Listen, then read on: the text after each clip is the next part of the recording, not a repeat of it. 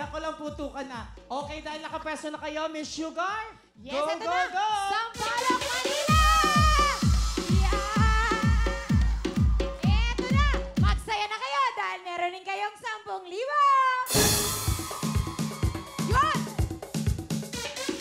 Okay, eto, kausapin muna natin. Tisay. Si Tisay ba, anong feeling mo? Matatalo ba ninyo yung San Isidro? Hindi po, okay lang po kapag matatalo. Masaya naman. Okay. Kausapan ka naman si Flor. Flor, ang nakuha ng taga San Isidro Parañaque ay 28.5 seconds. Medyo mabilis yun. Kaya nyo bang talunin yun? Kakayanin! Yan, Yan. malakas Positibo, kayo. positibo sila, pero eto, konting ingat. Ha? Totoo yan. Pero ano masasabi nyo? Siyempre, hindi kami papayag! Palaban. Hindi kami mananalo! Sila pa rin daw ang mananalo. Tama. Hindi nyo daw sila makakabog. Naku, patunayan nyo yan.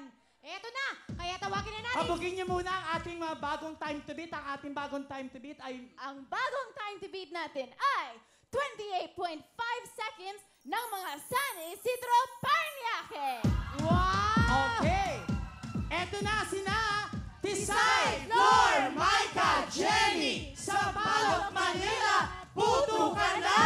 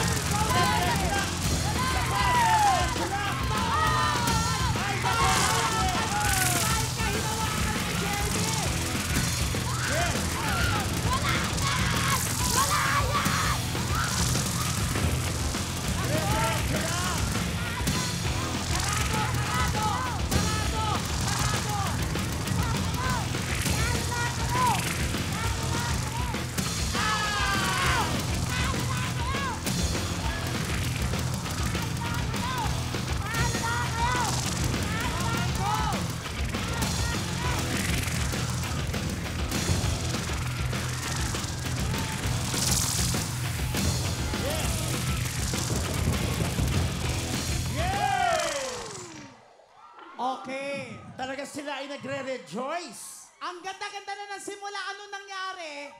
Grabe! Diyos ko, si Jenny, alam ni Jenny na mayroon siyang kasalanan. Ano yung kasalanan ni Jenny? Nawakan ko yung lobo. Okay. Alam ni Jenny na hawakan niya lobo. So meron kayong karagdagang 5 segundo. Pero okay lang yun kasi lahat naman tayo nagpunta dito para mag-enjoy. Tama. So, Yan ang alamin na importante. natin ang ating bagong time to beat. Yes, Kelly? 28.5 seconds. Yun! Okay. Alamin na natin ang time ng Sampaloc, Manila dahil ang oras nila ay... Ano kaya?